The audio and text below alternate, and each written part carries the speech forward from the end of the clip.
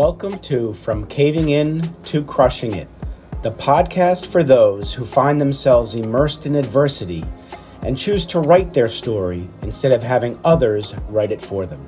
I'm Drew Durrani, and I'm your host. Keegan, I couldn't sleep last night because I was so excited for this. Because every time we talk, man, I come out with some words of wisdom. So I really appreciate you coming on. Thank you, Drew. I'm so thrilled to be here with you, especially because you got a #1 bestseller yesterday. So I love to support the effort and the energy. And I know this is going to be a great podcast. So thank you for having me. Well, thank you for being. Yeah, it was a surreal day yesterday, and then when I saw you on the calendar today, I said I am not canceling this. This makes my day. So yeah, so I like to start right at it because I know life is not linear, and what you do now is wonderful stuff to help people. And I know that you didn't wake up when you were born and say I want to do this. So if you could try to touch on what got you here, and as detailed as you feel comfortable. Okay. Yeah. I'll give you some major bullet points. And if you would like me to elaborate on particular points, I'd be more than happy to. Sounds good. But, Drew, it really starts at the very beginning. When I was born, I came into this world extremely confused. Dad wasn't in the picture. Mom wasn't really prepared to raise me. So my grandparents ended up raising me for some time. Went back with my mom, heavily abused, molested by a babysitter. I had ADHD at the age of 4, developed a speech impediment because of these traumas, and it just continued to get worse. Faced addiction at the age of 12 for many years, homelessness. The list goes on and on. And I felt that I had every reason to give up. That was all before the age of 18. It wasn't until about 18 years of age that I found this company that changed my life. It gave me the rubric, the structure to not only personally develop myself, but also learn how to run a business successfully. And so I tasted a lot of success at a very young age. I won't get into the particulars, but in a 3-month period, as an 18-year-old, I made what a lot of people were making in an entire year. So I was hungry. A couple years after that, my biological father, who is not really in my life, passed away. And I had just moved to North Carolina. I opened a business there. I received a telephone call. Normally wouldn't answer this number. I didn't know it, but I answered the call. And there was a funeral director on the other side. She said, look, you have two options. One option is you just kind of ignore this, and his family is going to have to sell their house because he's got some debt, got to pay for the funeral, etc. Didn't have a plan for any of this stuff. The other option is you can come out of pocket and pay for it. And so I sat there and I had a huge moment of, what do I do here? This is a person that has had no impact in my life, brought nothing but pain, strife, but I will have to live with my decision the rest of my life. And do I want to live with guilt, or do I want to really define the character that I am? So I ended up coming out of pocket for this. It was over $19,000. I basically put every single penny I had on the line. I was about to buy a house at that time. And, it went from running an office, being a business owner, about to buy a home, to losing everything, starting from ground zero, living in a car with my dog in the middle of winter. The vehicle didn't even have heat. So we trekked up to Chicago, Illinois, and that was essentially the catalyst for everything. Everything prior, I had experienced a ridiculous amount of pain. Again, had every reason to give up. And I finally hit that threshold where enough is enough. And I made the decision to change my life. And in the last 4 years, not only has it been an extreme expansion and transformation from there, but I've been able to take those lessons and opportunities and actually change the lives of so many other people. And so that's what I live for now. Oh, wow. All right. So let me, there's a lot to take in here. And I give you a ton of credit, and you're an inspirational human being for getting through all this, Keegan. So you mentioned you found this company. Were you seeking out something to latch onto, or did it come to you? Tell me about that whole finding of that company that really helped start changing your life? Both.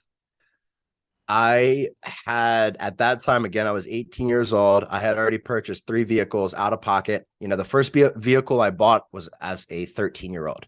I bought a vehicle in Wow. cash before I even had a permit, Wow. because that was an escape for me.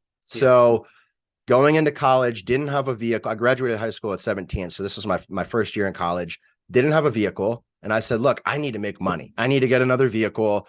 I need some purpose. And this is back in the day where we had newspapers where you would find Yep. jobs in a newspaper. Remember So, those? Yeah.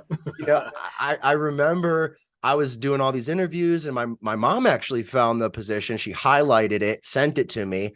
And I said, you know what? I'm going to give it a shot. And I showed up. And so it was a combination of the both. It was a Mm. combination of me seeking it, and I think it Yeah. found me. Yeah, it's interesting, your relationship with your mother, and she found that for you. And so, what do you think her thinking was at that time? It's a really interesting question. The dichotomy of my mother's and my relationship was very, very far polarities. Mm. There were moments where she was my rock, and I would literally get in front of the man that tried to kill both of us to defend her as a Right. child. Yeah. And then there were moments where I felt that she completely excommunicated me from the family and talked really poorly about me, sullied my name. So again, there's polarities. So it went from, this is my ride or die. This is the person that brought me into the world. I would do Right. anything for this woman, and I still would to this day. Hmm. But there was also a lot of resentment and a lot of pain towards her because Right. she had brought people into my life and allowed them to do these things to me for 15 years, more than that, actually. Really. So I'd be lying if I said that there wasn't resentment and bitterness towards her, and I had to Right. face that. Yeah. So, how's the relationship now? Have you faced that and worked through all that? Because that's not an easy thing to do. Absolutely. Yeah, I talked to her yesterday. Just call her out of the blue. We have a great relationship now. I think there's a better understanding through maturity and just letting a lot of that stuff go. Go. Right. Because the truth of the matter is she had her own battles and demons at that point in time too. And I don't know what she was going through. So Right. so how am I the one to hold her responsible for everything? That's a great outlook, because if we hold on to regret, we die inside. That's right. So, when you replace regret with forgiveness, it does something amazing from the inside out. So I commend you for that, Keegan. So tell me about that first company, and what your role was there that helped you build that confidence and that thirst and desire for just really, I would say, crushing it. It was a sales organization. Okay.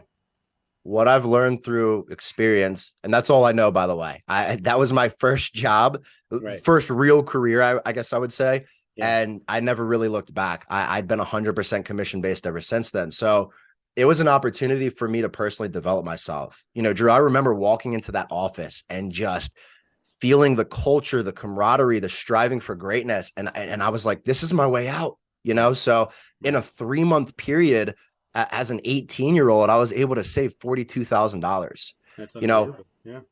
and in a year's time frame was responsible for over $1.5 million in sales. See, So that amazes me, Keegan, because especially with men, with your prefrontal cortex not mature until you're 25, 30, that decision making and judgment ability, and you were able to do this at age 18. How the heck do you do it? I know you didn't know your brain hadn't matured, but how did you do it? What got you there? I knew there was more. Yeah. I always had this feeling inside of me, and I feel most people have this as well. We know we're destined for greatness. We know there's more out there in this world. Hmm. And often people get boxed into what is expected or a standard or a societal belief. And we Right. get forced into this little box, and then we Hmm. build our lives. And then we get to our 30s, 40s, 50s, 60s, and we look back and go, who the heck am I? Hmm. What did I do over this lifetime? Right. And so, it was again an opportunity for me to take hold of my life.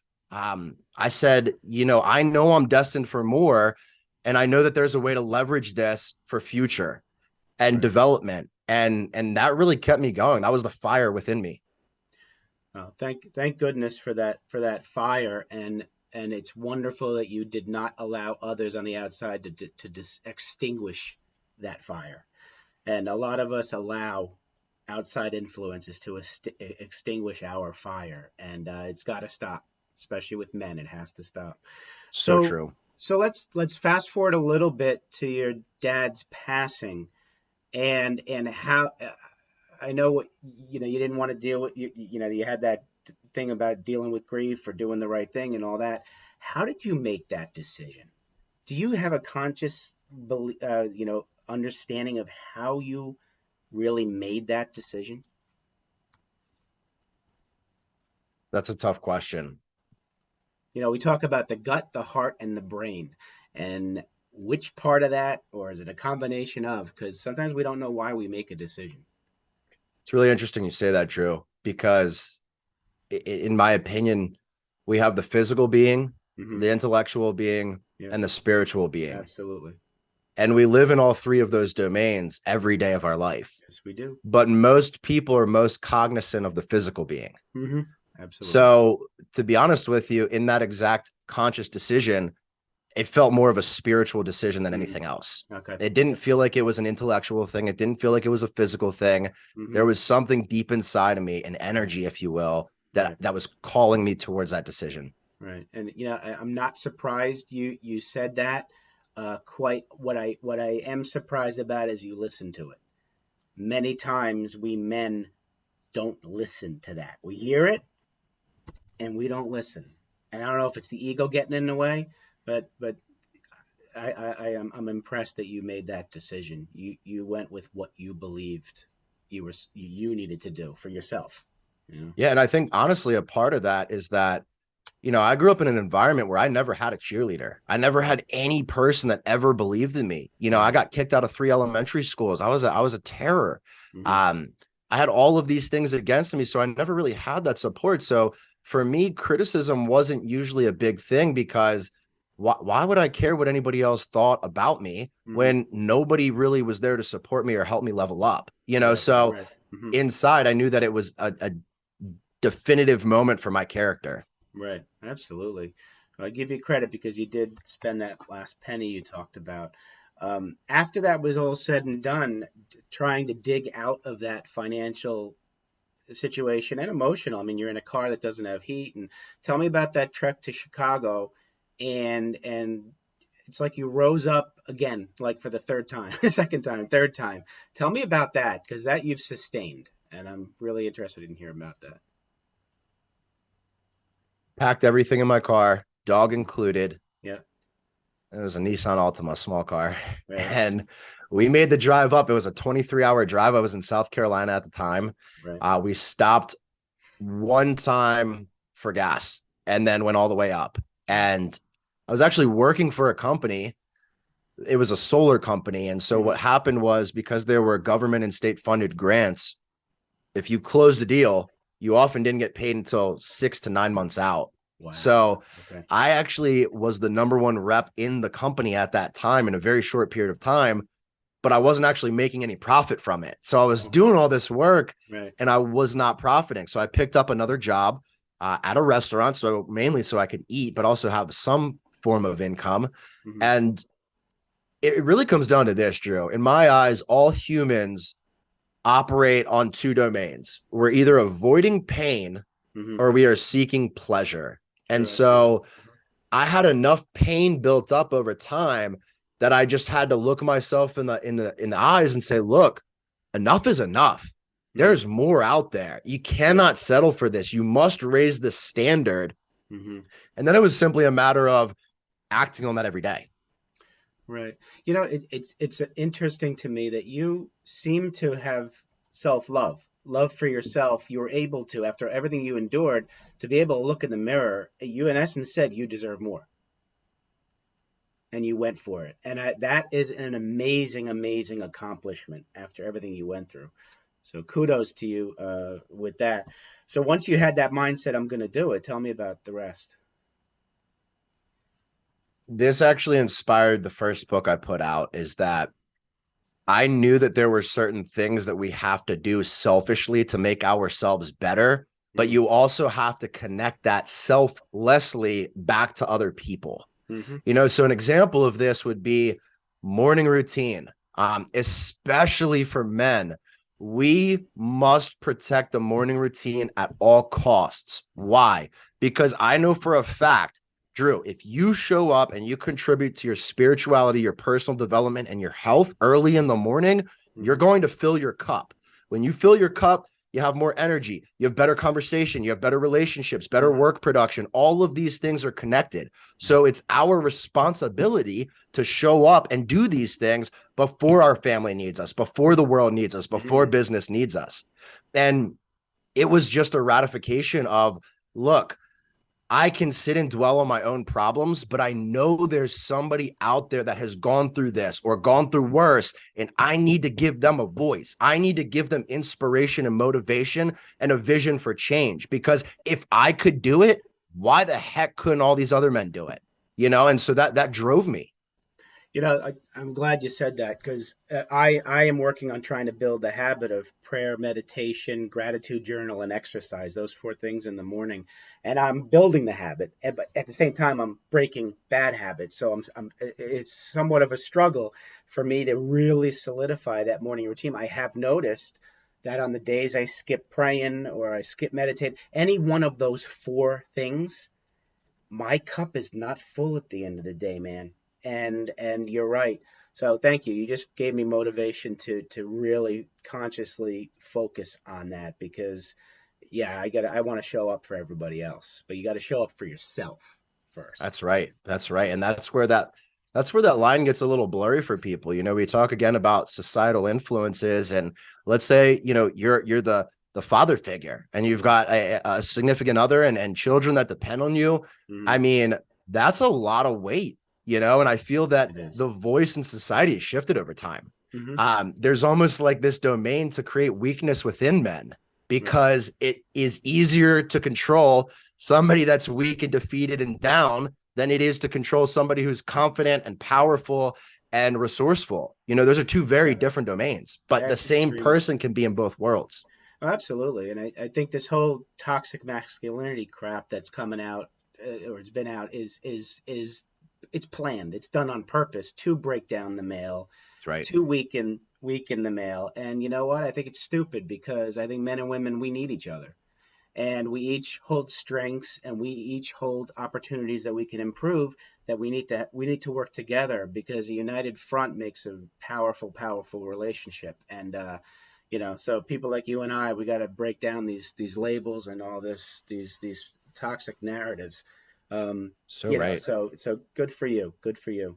And So two things on that real quick yeah, is the truth of the matter is, and I want to be really clear about this, yeah, we all have feminine and masculine energy. we absolutely So do. to your Yep. point, Hmm. yeah, we rely on each other. Yeah. And Yep. it's like when we are both operating in the same mindset and we support each other, that's when you get the best results, not when you have this camaraderie and this line between the two. And Yeah. so, Yep. in my opinion, I think that society has in fact polarized the opposite of masculine or sorry, toxic masculinity. And what Right. I mean by that more Hmm. specifically is think about it like this.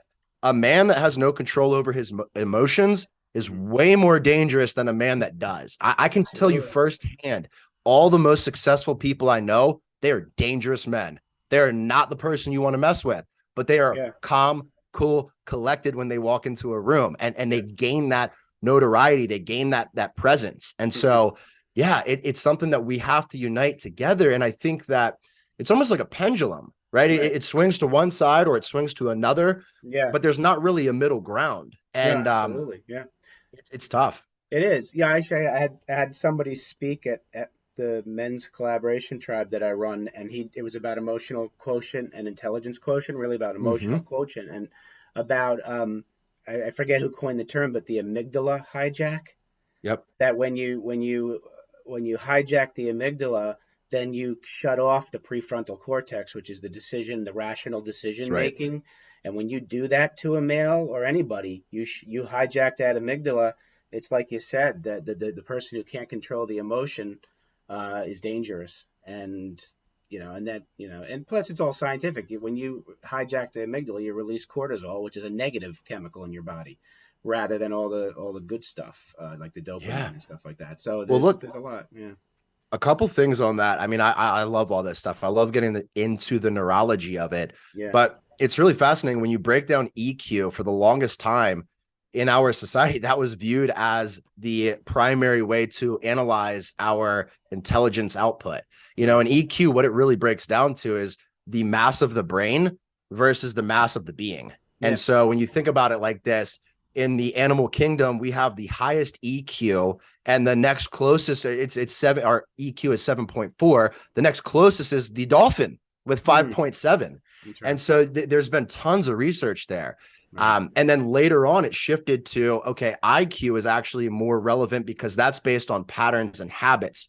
Hmm. And then when you talk about the prefrontal cortex and the amygdala, this is really fascinating because there are a lot of different psychological viewpoints here. Right. For example, when we look into Freud, or I think Aristotle actually coined this phrase, but Yeah. give me the man until or give me the boy until he's 7, and Yeah. I will show you the man. And the Absolutely. the thought behind that was that our prefrontal cortex is not developed until the age of 3, but then the patterns, the habits, the environment that we are surrounded by in those 7 years Right. dictate who we are.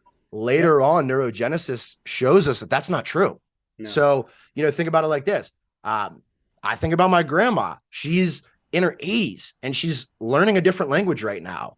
So Wow. how can you sit here and say that somebody cannot learn and expand and change? But a really cool technique, by the way, to be able to shift from the prefrontal cortex to the amygdala Yeah. is just breathing, is simply focus on breathing. Yeah, and specifically the box breathing that the Navy SEALs have mastered. That's what this guy talked about there's a specific type of breathing called the box breathing, which helps, stop the hijack of the amygdala. But yeah, he says like it's a good YouTube video where they teach how to box breathe. I got to learn how to do that. That sounds Yeah. like it's the way to go. Yeah, I mean the sweet spot, and this back to your point, Drew. Yeah, This is the power of meditation in essence, right? It absolutely. helps us Yeah, to focus on the breathing, the yeah, concentration. And so, if you're listening to this right now, a very quick implementation is you stop, focus on breathing, 6 breaths. Inhale through the nose, hold, exhale through the mouth. And you do this 6 times, and you can transfer the energy from the prefrontal cortex to the amygdala. I right. do this every day in the gym, by the way. If you Okay. are in between sets and you're like, man, I'm tired, I'm exhausted, I want to take a breather. Hmm. No, focus on your breath, do that 6 times, and boom, you're right back at it. So it's very powerful. It is, and to add to that, I heard about this 6 times. I also was told that if you inhale through the nose for 7 seconds and exhale out of the mouth for 11 seconds. There's science behind that too. So you do this 6 times, 7, 11. For me, it works. So I It mean, does. there's something behind it. It Yeah, definitely works. yeah. And one real quick thing, and I don't mean to hijack. I love all the I love stuff you're this. No, talking this about right stuff is now. great, man. Yeah. When we talk about cortisol, one thing that's really clear, and again, implementation, if you want to reduce cortisol levels, I'll Hmm. tell you one of the easiest ways to do it. Spend the first 15 minutes of your day in the sunlight. Spend the last 15 minutes of your day in the sunlight. Now, maybe you wake up super early and Hmm. you go to bed or you get home when the sun's down. Okay, great. Just go out and go on a walk. Being out in that nature actually helps. But another truth is cortisol is usually induced from stress. The Yeah. truth of the matter is a lot of people are afraid of the word stress because, you kind of get this feeling in your stomach as soon as you hear the word. Hmm. But the reality is, think of any great thing you've ever done. Man, you just put out a #1 selling book, right? A Right. #1 on Right. Amazon. And so Yeah. in order to do that, you had to sustain a level of stress to provide enough pressure to act, Yeah, you right? need So stress. Stress is necessary. Just too much of it is when the that's it. anxiety and stuff That's the happens. key. Yeah, you got to have a balance, but you're right. You need to have that butterfly feeling in your gut. The cortisol Yep. is released in the gut as opposed to Yep. some other chemicals released out of the brain. So that's why when you get stressed, you feel that pulling in your stomach because that cortisol, you just don't want to let it turn into anxiety and panic because So that's right. when. So and there's that breathing will keep you kind of level. This is fascinating stuff, man. I don't want to end this. We're gonna have to get at some point. But a couple things I want to ask you is, um, I guess we're at that point. I'd like to know, Keegan, you're gonna give advice to 7 to 10-year-old Keegan about life. What are you gonna tell him? Mindset is one of the most powerful tools that you have. And the second to that, massive action is the cure all to everything. Mm-hmm. If you feel like you don't have control, you don't have the life you want, shift the mindset and then act. Get to work right away. I promise you it will change. And it's going to feel a little rocky the first week or two. But once you get into that system and you recreate and restructure those habits, you've got to keep going. I love that. And you say don't wait, because if you wait, you let your brain talk you out of it. The Right? best time to act is when you have those feelings and emotions. Right. I always say do it scared. I love that. Great advice. So now you put your entrepreneurial hat on and you're talking to young Keegan, the the man wants to get into business. What advice are you giving the young business man, Keegan? Create a clear vision for the future. Right. Create proper systems and find a way to impact others. Drew, in my eyes, you can have all the money in the world, you can have all the material goods, and that's great, but that does not create fulfillment. It's about the person you become in the process. Mm-hmm. And in order to fully reach fulfillment, in my eyes, you've got to tie this into purpose. And purpose is a fusion of our gifts and how we can use those gifts to impact other people's lives. Love it. So that's the ticket. Yep. Love it. All right. Well, one last question, and then I want to promote you. So if you were going to give a grabbing title to this podcast to get people to listen, what would it be? It does not matter where you start. Love it. That's it. Well, that's going to be the name of it. So I like getting it from the person with whom I'm speaking. Tell the audience is now going to want more of Keegan. Please tell them how to get more of you. What are you involved in, and how do they reach you? Great way to find me, www.ckc.coach. Very simple. The 4 primary avenues where I really love to serve people is through communities, one-on-one coaching, retreats, and speaking engagements. So those are some of the really big things that are going on right now. And we can find all that at your website. Yes, sir. Beautiful. Tell us the name of your books and where to find them. First book is Selfish to Selfless. It's on Amazon. The second book is Growing Through Adversity. We're actually in final edit right now. Mm-hmm. And then we're tying that into the third book, which is about halfway complete. And that is going to be a 3-part series. But right now you can get them separately. But the first one is Amazon right now. Beautiful. Well, Keegan, thank you so much, my friend. I am grateful that you're in my life and we met how we did. And we're just going to be building a better and better relationship. And keep doing what you're doing. You're helping men become better human beings. So I appreciate you. Thank you so much for your time, for the opportunity, and for your friendship. Absolutely. You take care now, my friend. You too, Drew. All right. Bye. Thanks so much for listening. If you enjoyed the episode, please subscribe and give us a review to help others find it. I'd like you to answer this question. Are you living the life you want to live, or are you living the life others want you to live? I'd like you to think about that for a second, because I strongly suggest you live the life you want to live.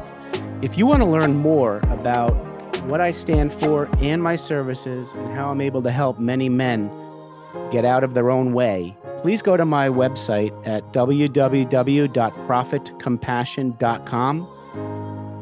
Feel free to also email me at drew@profitcompassion.com. I'd love to have a conversation with you. Take care of yourself and choose to write your own story. instead of letting others write it for you.